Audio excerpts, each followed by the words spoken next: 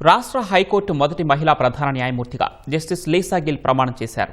లోక్ భవన్లో justice Lisa గిల్తో governor ప్రమాణ స్వీకారం చేయించారు.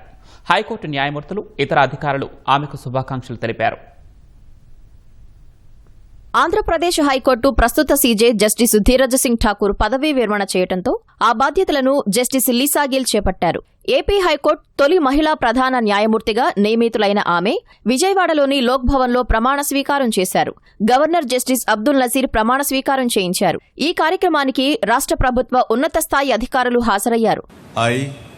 I, Lisa Gill, having been appointed Chief Justice of the High Court of Andhra Pradesh, do swear in the name of God that I will bear true faith and allegiance to the Constitution of India as by law established, that I will uphold the sovereignty and integrity of India, that I will duly and faithfully and to the best of my ability, knowledge and judgment perform the duties of my office without fear or favour, affection or ill will, and that I will uphold the Constitution and the laws.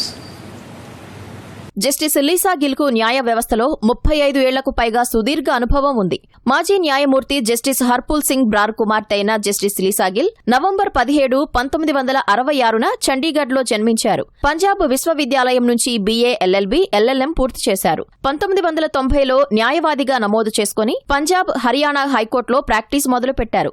24 ఏళ్ల పాటు civil, criminal, revenue విభాగాలకు సంబంధించిన కేసులు వాదించారు. చండీగఢ్ కేంద్రపాలిత ప్రాంతానికి సుదీర్ఘ కాలం ప్రభుత్వ న్యాయవాదిగా పలు బోర్డులు, కార్పొరేషన్లకు ప్రతినిధిగా పనిచేశారు. 2014 మార్చి 31న పంజాబ్, హర్యానా హైకోర్టు అదనపు న్యాయమూర్తిగా నియమితులయ్యారు. తన కెరీర్లో ఎన్నో సంచలన తీర్పులను జస్టిస్ లీసా గిల్ వెలువరించారు. సుప్రీంకోర్టు కొలీజియం అడ్వాన్స్ ట్రాన్స్ఫర్ పాలసీలో భాగంగా ఈ ఏడాది మార్చిలోనే ఏపీ హైకోర్టుకు బదిలీపై వచ్చారు. 2028 నవంబర్ 16 వరకు ఏపీ హైకోర్టు ప్రధాన న్యాయమూర్తిగా కొనసాగుతారు. హైకోర్టు సీజే జస్టిస్ లీసా గిల్కు సీఎం చంద్రబాబు ప్రమాణ స్వీకారానికి ముందే అభినందనలు తెలిపారు. మర్యాదపూర్వకంగా సమావేశమై పుష్పగుచ్చం ఇచ్చి శుభాకాంక్షలు చెప్పారు.